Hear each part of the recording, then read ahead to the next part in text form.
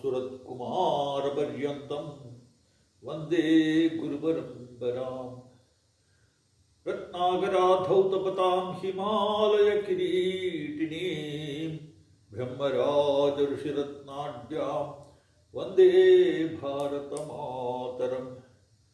Salutations and adorations to all the great preceptors of the holy land of Bharatavarsha, right from the Vedic Rishis to the great Vedanta Acharyas, to my Diksha Guru Yogi Ram Surat Kumar Maharaj of Tiruvannamalai. Salutations and adorations to our holy motherland Bharatavarsha, whose crown is the mighty Himalayas, whose sacred feet are washed by the three great oceans, and who is adorned with the jewels of Brahma Rishis and Raja Rishis.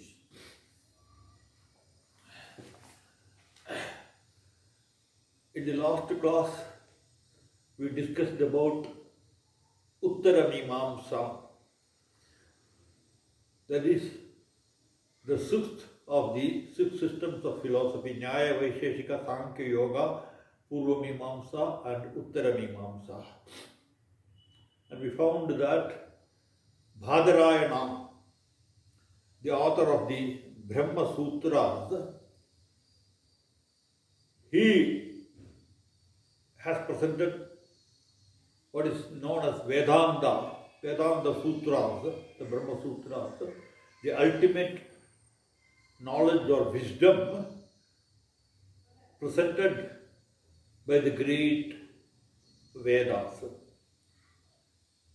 Usually, Vedanta is identified with the Advaitha system of philosophy, that is, the non-dualist philosophy. Advaitam means one without a second. The ultimate reality, according to the Vedanta philosophy, Brahma Sutra, is a nameless, formless consciousness. And the Vedanta propounds the theory that all that manifests the world, Jagata, the individual soul, Jiva, even the concept of Ishvara, the God, we worship so many gods and goddesses, all these concepts, they are all creations of Maya, illusion. Once we realize the truth of that ultimate reality, the Jiva, Jakata and Ishvara, all these will vanish. What remains is the ultimate reality, the consciousness. This thought, philosophical thought, is called Advaita. The Vedanta Sutras of Badarayana, they found interpretation, different type of interpretation by two other great philosophers, Ramanuja, who propounded the theory of Visishtadvaita. He deviated from the views presented by Adi Shankaracharya in the Advaita Vedanta. He modified the Advaitic thoughts presented by the Upanishads and called it Vishishta Advaita, his philosophy. Of course, the ultimate reality is there, but the manifestations are not unreal as the Advaitic philosophy of Shankara argued. He felt that there is reality for the existence of Ishvara, Jiva and Jagat. But ultimately, everything merges into that supreme consciousness. The Jiva is a manifestation of the ultimate reality Brahman, but it merges ultimately into the Brahman. The other philosopher, Madhvacharya, he took a different stand. He was not prepared to accept the identity of the Jiva with the ultimate reality, Ishvara or Supreme Consciousness. He felt that Ishvara, the ultimate real, the Brahman is there, and the Jiva is only a dasa, a servant of the Supreme Reality. You cannot identify yourself. The Upanishad said, Aham Brahmasmi, I am Brahman. That Aham Brahmasmi, it was interpreted by the Advaitha philosophy that Jiva and Ishvara are one and the same, ultimate reality are one and the same. But the Dvaita took the stand that in the day-to-day life of the ordinary man, we cannot identify ourselves with the God. And he said, we can only assume the role of an ultimate, a servant, a subordinate to that ultimate concept of Ishvara.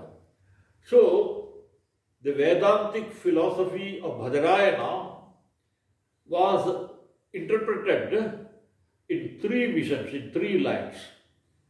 The Advaitha Vedanta of Adi Shankaracharya spoke about the identity of the Jiva and Jagat. Vishishtadvaita, it modified, it accepted the reality of the Jiva, but it said ultimately it is the part and parcel of that Supreme Consciousness. Madhva took the stand that we cannot identify Jiva with that ultimate reality. That is supreme and we are only subordinate. So these three stands, Dvaita, Vishishta, Advaita, Dvaita, Vishishta Advaita and Dvaita.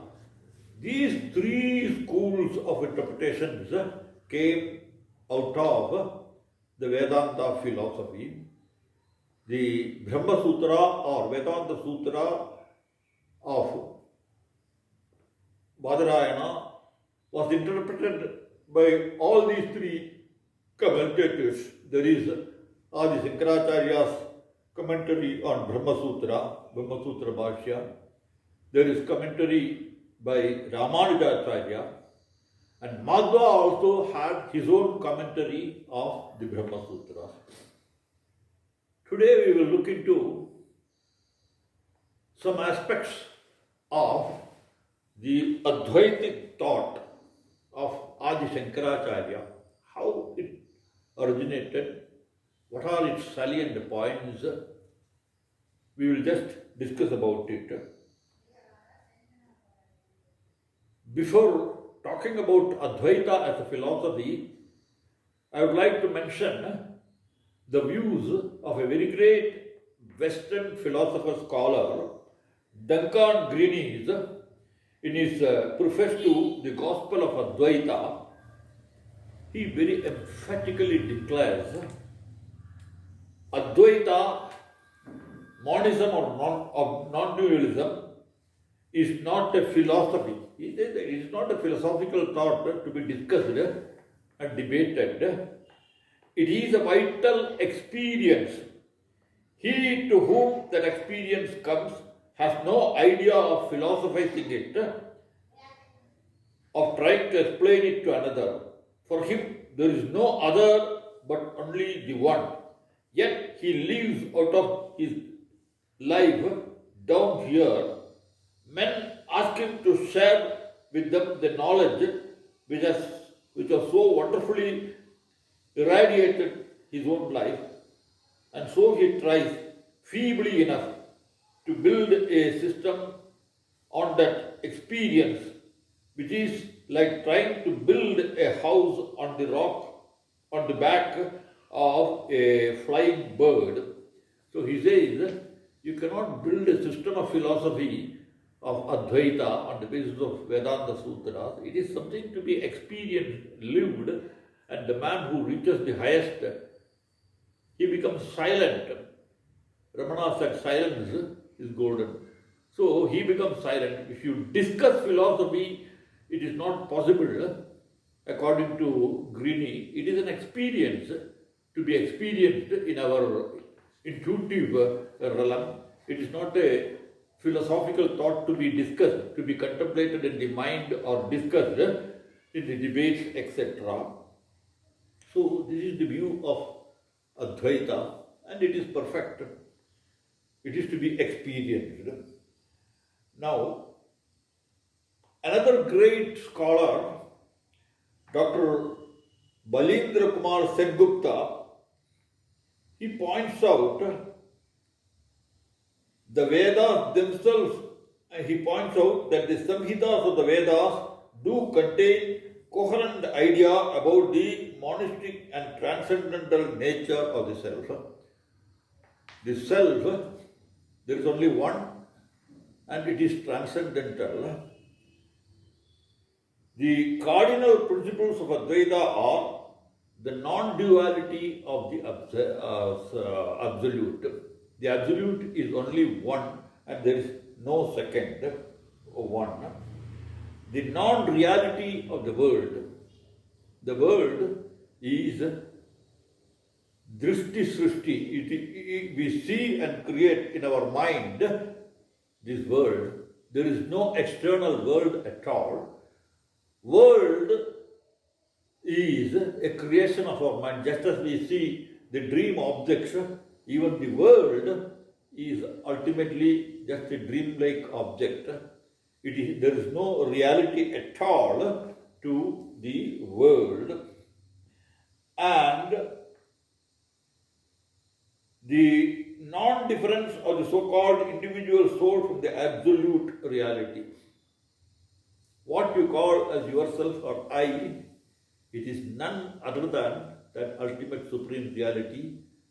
There is no separate jiva other than that ultimate reality, which is the consciousness which is within us.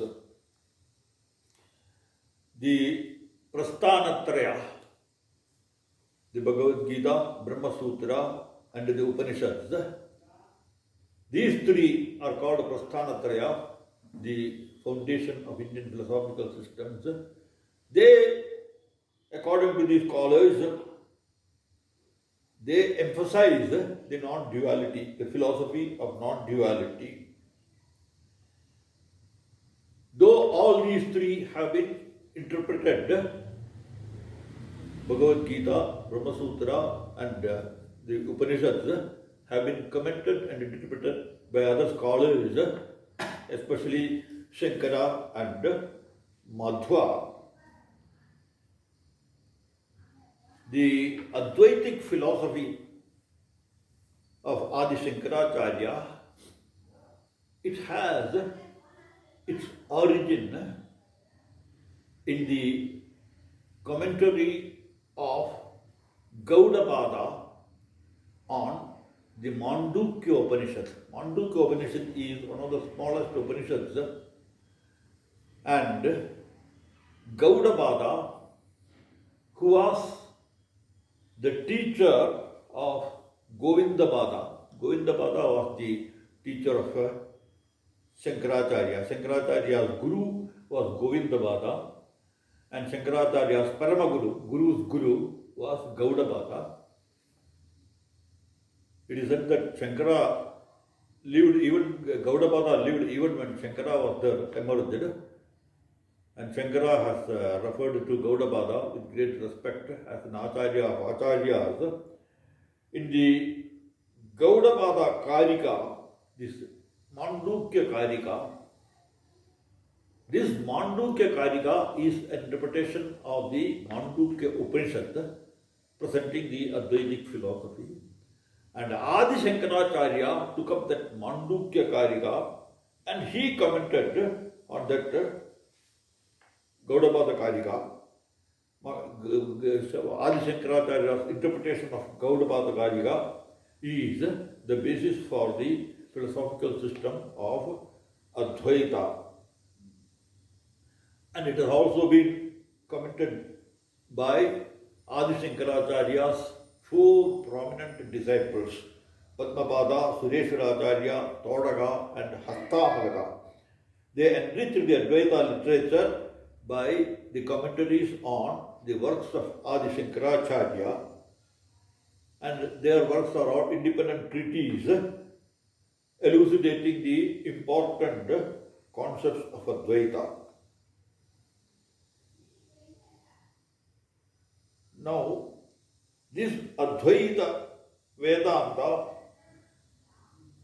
Acharya Yaska, one of the earliest interpreters of Vedas, in his well-known work, the Nirukta, points out that the Rig Samhita contains a mantra, Ajhinva Charati Mayaisya Vacham Susnva Aphalam Apushpam, which means that one who does not know the real meaning or import of the Vedic mantras and merely utters them plays false to himself.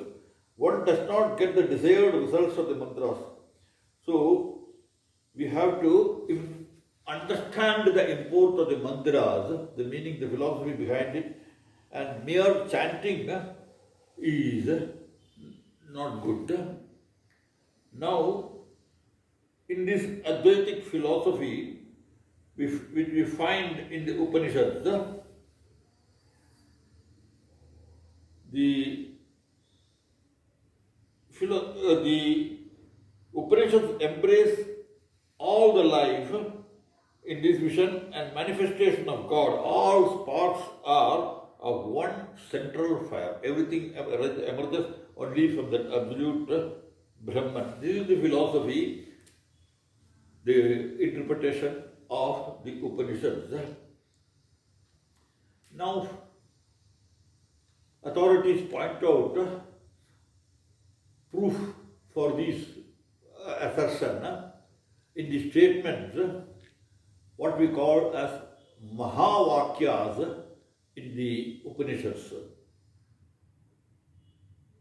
We find the Mahavakya, Aham Brahmasmi. Aham Brahmasmi means I am Brahman. So the Advaitic interpreters, they say that that itself is proof. Veda very emphatically, Upanishad very emphatically says that I am the ultimate reality and there is nothing other than the ultimate reality. Aham Brahmasmi. Then there is another Mahavakya in the Upanishads. Tat Tvamasi, that thou art. What you see around, what you call as that other than yourself, it is none other than yourself. There is nothing other than yourself. Therefore, that which you experience through body, mind and intellect, everything is nothing but yourself. So that is Tat Tvamasi, the second Mahavakya. And it is elaborated in a third Mahavakya, Sarvam Khalvidam Brahma. All that you see around, Sarvam Khalvidam, is none other than Brahman. It asserts. So these are the Mahavakyas of the Upanishad. Aham Brahmasmi, Tattvamasi, Sarvam Khalvidam Brahma. And in the Taittiriya Upanishad, it is very emphatically pointed out, Ananda Sarvidam Khalvidam Sarvani Bhutani Jayanti Anandena Jivanti Anandam Pravashya. The everything emerges out of Ananda, the supreme bliss, eternal bliss. It is sustained by the eternal bliss and ultimately it goes back into the bliss. That means there is only consciousness. Sat Chit Anandam. Sada is existence, Chit is consciousness, and the Sat and Chit is none other than that ultimate bliss, Ananda, happiness, bliss, absolute happiness. So, Ekameva Dvitiyam, Chandogya Upanishad says, there is only one, no second. And the Ishavasya Upanishad also asserts, Soham Asmi, Sa Aham Asmi. I am He, I am God, I am none other than that. So He am I. These three statements we find in the Upanishads, they accept the Advaitic philosophy. We find similar statements in Christian concept also. When Jesus Christ says, He is the tree, I am the branch, Jesus means that the ultimate reality, absolute reality, I am a branch of it. That is the ultimate reality is a big tree and I am only a branch. He speaks about Father in the heaven and I am His Son. The statement, Father in the heaven and I am His Son, it is the Advaita philosophy. I am not Father. Father is different, Son, I am different. So it is Advaita philosophy. When he says, He is the tree and I am the branch, there comes Vishishtadvaitic thought. That is whole and I am part of it. So the Vishishtadvaitic philosophy comes, and finally we find in the statement of Jesus, I and the Father in the heaven are one. This statement also has come in the Bible. So even in Western philosophy, they have taken this concept, of course, from our Indian, because we all know that Jesus Christ came to India, He stayed in India, He studied Vedas, Upanishads and the Buddhist philosophy in Memphis Guha, in the Tibetan monastery. So there is no wonder that Jesus had presented these thoughts, Advaita, Dvaita, Vishishtadvaita, in His school. Now, the authoritative textbook of Advaita Vedanta, many of the scholars, they call it Yoga Vasishta. There is a work called Yoga Vasishta, presented thoughts of Vasishta. Swami Shivananda, he says, the Gangetic flood of Advaitic thought poured down into the plains. It was given by Narayana to Brahma and by Brahma to Vasishta. So Vasishta presented it in his Yoga Vasishta.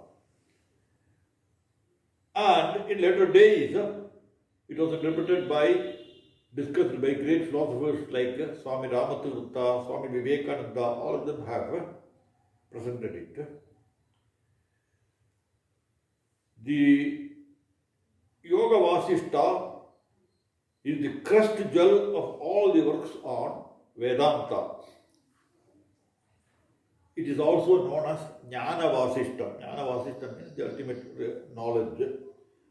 The book consists of 6 prakaranas. Prakaranas are sections. Vairagya prakarana. Vairagya means dismissing everything as a ephemeral and turning towards that ultimate reality. Vairagya prakarana. Mumukshu prakarana. Mumukshu is one who knows the unreality of the world, the ephemerality of the world, and seeks moksha or the ultimate reality. That is Mumukshu prakarana. And it speaks about Utpatti prakarana, how everything emerges out of that ultimate reality. Sthiti prakarana, how everything is sustained, exists in the ultimate reality. Upasanti prakarana, ultimately all that come into existence, all that appear, the world, the soul, the jiva, jagata, everything goes back. That is Upasanti prakarana. And ultimately Nirvana prakarana, the bliss that you enjoy when you realize that ultimate reality, that is Nirvana, absolute bliss. So this is the Advaita philosophy presented in Yoga Vasishta. and it was elaborated in the Brahma Sutras by Badarayana. Shandilya, the author of Narada Bhakti Sutras, refers to Badarayana as a monist. She says that it is Badarayana who presented this in a systematic philosophical treatise form in the Brahma Sutras. He gave Brahma Sutra begins with the statement Athado Brahma Jignasa. Now we will discuss about the ultimate reality Brahman, and a scientific and analytic study of the ultimate reality is presented in the Brahma Sutras. And this, according to Dasgupta, it seems that Badarayana, the writer of the Brahma Sutras, was probably more a theist than an absolutist like his commentator Shankara. There are scholars who believe that Badarayana never rejected the ultimate reality of God, as Shankara calls Ishvara as product of Maya. It was not the philosophy of Badarayana, because Badarayana is supposed to be incarnation of Vedavyasa, who gave the Puranas and the Itihasas. Why this difference of opinion is there? The scholars point out that this philosophy is to be preached according to Adhikari Veda. You cannot feed everything into the mouth of a child. What it can digest, milk or something soft, that only you can put. You cannot put big pieces of food into the mouth of a small child. There are people who are incapable of comprehending that ultimate reality or the jnana that is presented in the Veda and the Upanishads. For them, the primary steps are necessary, like worship, rituals, rites. All these are necessary for the ordinary man. Everybody cannot go and sit in an ashram, close his eyes and contemplate on the ultimate reality. There are poor people going to the temples, doing all sorts of rituals, bali, everything, festivals. So, Adhikari Veda, only this philosophy is to be preached only to those who are capable of digesting it. We have to present this Advaitic thought, not for all others. Probably that was the thought that influenced the later philosophers, Ramanuja and Madhva also. We cannot thrust this philosophy of Advaita on the head of the ordinary people. So, this Advaitic philosophy, they point out that is to be given according to the Adhikari, the deservation. When you give, before you give this philosophy to one, you must know whether he deserves, whether he can digest it, whether he is capable of living that. So people with now ordinary men who live in the worldly life, they need God, they want to go worship at home, they want to worship in the temple, they want to perform rites and rituals, bali, this thing, that thing.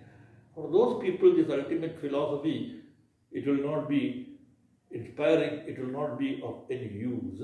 So according to Adhikari, we have to give that in the view of scholars. The Advaita is presented in the Bhagavad Gita.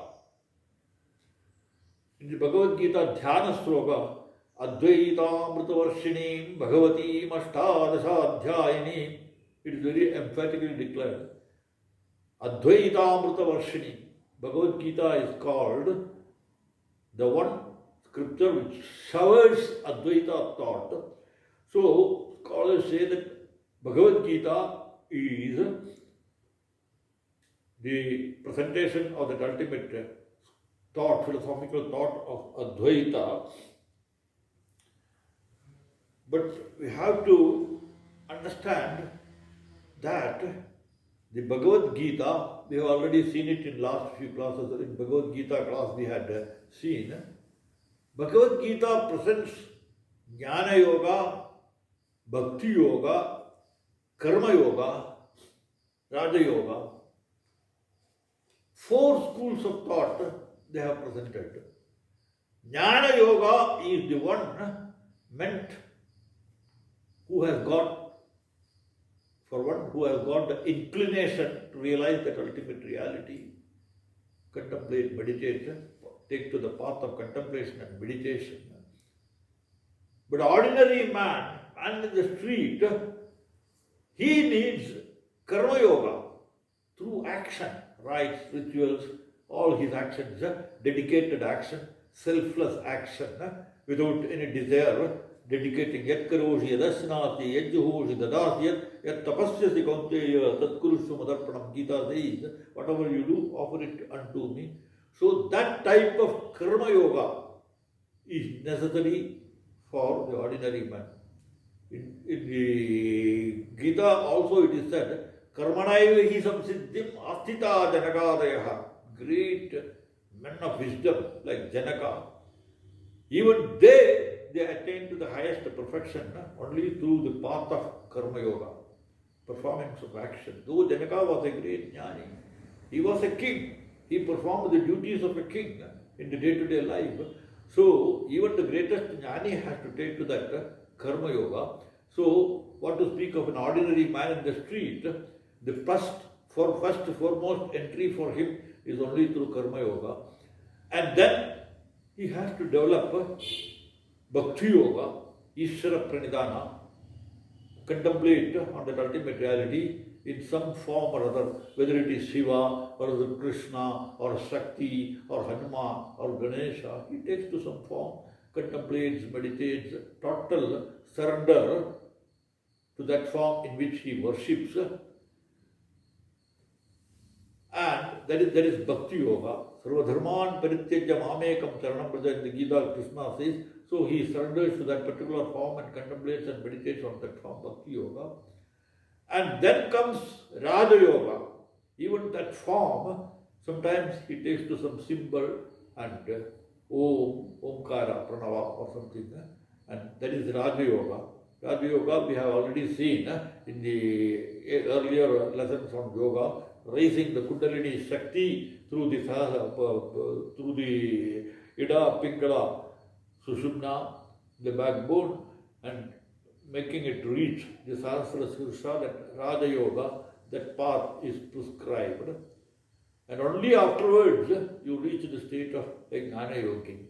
So Jnana Yoga, Raja Yoga, Bhakti Yoga and Karma Yoga, these are different for people of different levels. They all cannot be fed Jnana Yoga. All cannot become Raja Yogis. Everybody cannot sit in Yogasana posture. There are ordinary people for the Bhakti Yoga is necessary, or even the Karma Yoga is necessary. So Bhagavad Gita, though it is called Advaitha Varshini, it preaches the other systems of philosophy or practice, spiritual practices to reach the ultimate reality. So, in the Advaita of Gaudapada Karika, the Mandukya Upanishad, commented by Gaudapada, in the Mandukya Upanishad, with the Karika, quintessence of all the Upanishads is there, the Karika.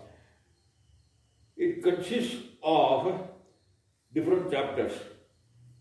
The first is Agama Prakarana. Agama is scripture. What the scripture says about that ultimate reality, that is discussed in the Agama Prakarana. And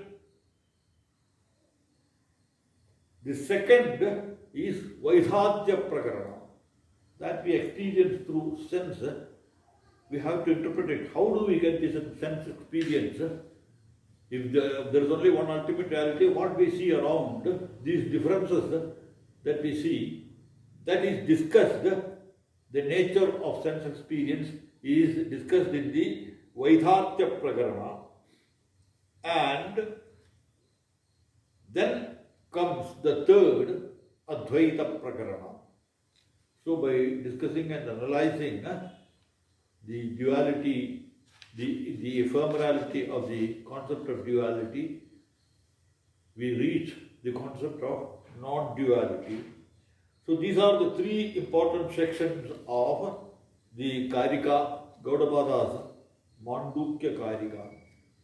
So in the Mandukya Karika, very clearly, ultimately, Gaudapada concludes that supreme consciousness. What is it? He says, Nanta prajnana bahish prajna, no abhayada prajna, na prajnana ghana. That consciousness, now prajna means consciousness. Anta prajna means internal consciousness. I close my eyes, contemplate, meditate, or I am in a dream world. I have got consciousness. That is anta prajna. Na anta prajna, na bahish prajna. When I open my eyes, I see around all the objects. These are all bahish prajna. Consciousness is neither this internal prajna nor what I see external. Na anta prajna, na bahish prajna, no abhayada prajna. It is not the combination of both these. Anta prajna and bahish prajna both combined together. That is not consciousness. Nanta prajna, na bahish prajna, no abhayada prajna. Then he makes a very confusing statement. Na prajna, na aprajna. It means it is neither consciousness nor non-consciousness. When we say that it is consciousness, then we may imply that there is something other than consciousness. So there is no two, consciousness and something that is not conscious, non-consciousness. The difference between the consciousness and non-consciousness, that is also dismissed by Gaudapada. You cannot have these two opposite concepts, consciousness and non-consciousness. Na prajna, na aprajna. And next statement, na prajna, na ghana. Nescience, absolute. The Buddhist philosophy of nescience, shunyavada, nothingness. Na prajna, na aprajna, no abhayada prajna, na prajna, na ghana.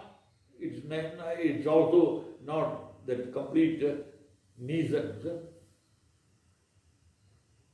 Nanta prajna, na bahish prajna, no abhayada prajna, na prajna, na aprajna. Then positive explanation he has given. He says, Shantam Advaitam. It is absolute please.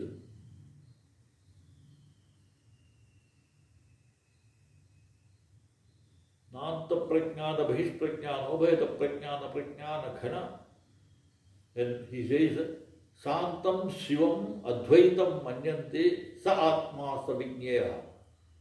It is absolute peace. Shiva, auspiciousness. Advaitam, non-different. That is Atma. That is to be realized. So this is the sum and substance of the Advaitic philosophy of Gaudapada, which was interpreted by Adi Shankaracharya in his commentaries.